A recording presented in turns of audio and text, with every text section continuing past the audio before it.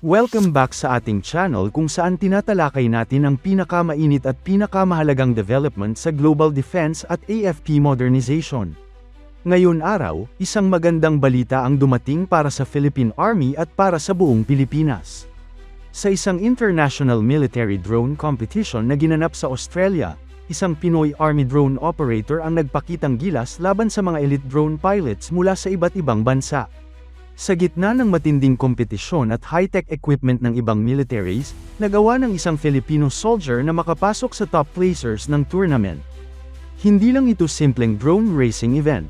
Ang competition na ito ay bahagi ng Military International Drone Racing Tournament na ginanap sa Sydney, Australia. Isa itong espesyal na event kung saan nagsasama-sama ang mga military drone pilots mula sa iba't ibang bansa upang ipakita ang kanilang skills sa drone operations. At dito, isang Pinoy soldier ang nagpakitang gilas. Ang achievement na ito ay hindi lang simpleng panalo sa isang competition. Isa itong malinaw na indikasyon na unti-unting lumalakas ang kakayahan ng Philippine Army pagdating sa modern warfare technology, lalo na sa larangan ng drone operations na ngayon ay isa na sa pinakamahalagang bahagi ng modern battlefield.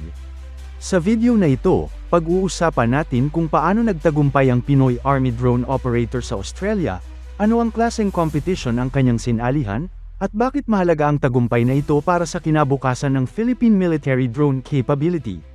Ang event kung saan sumali ang Philippine Army ay ang ika-6 na edisyon ng Military International Drone Racing Tournament na ginanap sa Sydney, Australia. Isa itong international competition kung saan ang mga military teams mula sa iba't ibang bansa ay naglalaban gamit ang first-person view drones o mas kilala bilang FPV drones.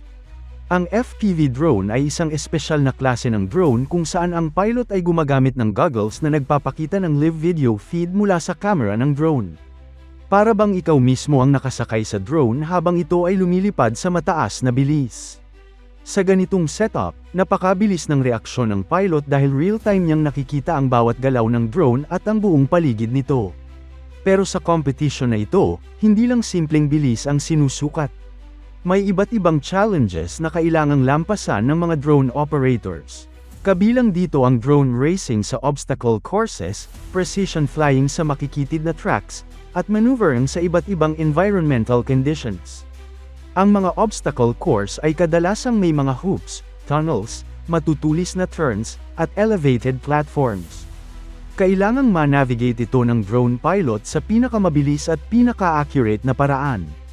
Isang maliit na pagkakamali lamang ay maaaring magresulta sa pagbangga ng drone sa obstacle o tuluyang pagkawala ng control.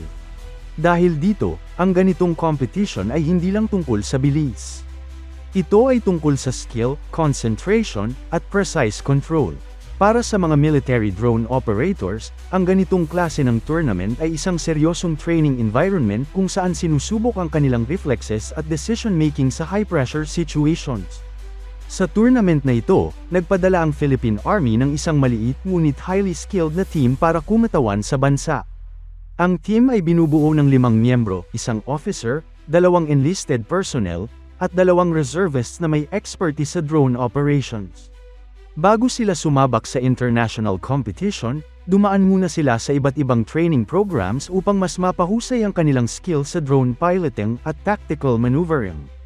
Pagdating nila sa Australia, agad silang sumailalim sa course familiarization at technical preparation. Sa ganitong level ng competition, napakahalaga na pag-aralan ng mga pilots ang track kung saan gaganapin ang race. Kailangan nilang kabisaduhin ang bawat obstacle, bawat turn, at bawat elevation change sa course. Ginagawa ito upang makagawa sila ng mas mahusay na strategy sa paglipad ng drone. Bukod dito, kailangan ding i-check ng mabuti ang kanilang drone equipment upang matiyak na nasa tamang kondisyon ito bago magsimula ang competition. Ang mga FPV drones na ginagamit sa ganitong tournament ay highly customized. Karaniwan itong may high-speed motors, lightweight frames, at high-definition cameras upang makapagbigay ng malinaw at mabilis na video feed sa pilot. Sa final rounds ng competition, nagpakitang gilas ang isa sa mga drone operators ng Philippine Army. Sa kabila ng matinding kompetisyon mula sa ibang militaries, nagawa niyang makapasok sa top placers ng tournament. Isang malaking achievement ito para sa Philippine Army. Isipin natin ang sitwasyon. Ang mga kalaban niya sa competition ay mula sa mga bansa na matagal nang gumagamit ng drones sa military operations. Marami sa kanila ay may access sa mas advanced drone technologies at mas malaking resources para sa training. Pero sa kabila ng mga advantages na yon, nagawa ng isang Filipino soldier na makipagsabayan at makapasok sa top rankings. Ipinapakita nito na ang mga Filipino soldiers ay may kakayahang makipagkumpetensya sa international level pagdating sa drone operations. At hindi lamang ito personal na tagumpay ng isang drone pilot. Isa rin itong tagumpay ng buong Philippine Army. Kung babalikan ng mga nakaraang taon, hindi rin ito ang unang pagkakataon na nagpakitang gilas ang Philippine Army sa international drone competitions. Noong 2025, lumahok din ang Philippine Army sa parehong Military International Drone Racing Tournament na ginanap naman sa United Kingdom.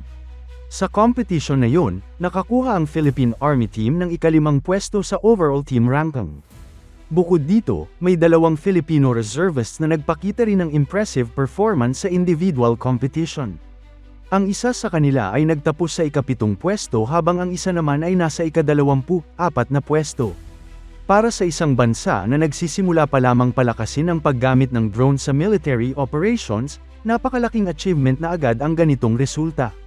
Ipinapakita nito na unti-unting lumalakas ang drone capability ng Philippine Army. Maaaring isipin ng ilan na ang drone racing ay parang hobby lamang o isang uri ng entertainment. Pero sa military world, may mas malalim na dahilan kung bakit ginagawa ang ganitong competitions. Ang drone racing ay nagsisilbing training platform para sa mga military drone operators. Sa pamamagitan ng high-speed drone racing, na-develop ng mga pilots ang kanilang reflexes, coordination, situational awareness, at precision control. Ang mga skills na ito ay napakahalaga sa modern battlefield. Sa mga digmaan ngayon, ang drones ay ginagamit para sa reconnaissance, surveillance, at target identification.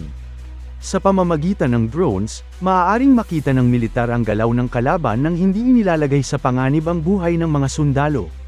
Bukod dito, mas mura rin ang paggamit ng drones kumpara sa traditional aircraft. Dahil dito, halos lahat ng militar sa mundo ay nag-i-invest ngayon sa drone technology. Sa Pilipinas, unti-unti na ring pinapalakas ng Armed Forces of the Philippines ang kanilang drone capability. Ang Philippine Army, Philippine Air Force, at Philippine Navy ay nagsisimula ng mag-integrate ng unmanned systems sa kanilang operations. Ginagamit ang drones sa iba't ibang missions tulad ng border surveillance, counter-terrorism operations, at disaster response. Sa mga nakaraang taon, dumami rin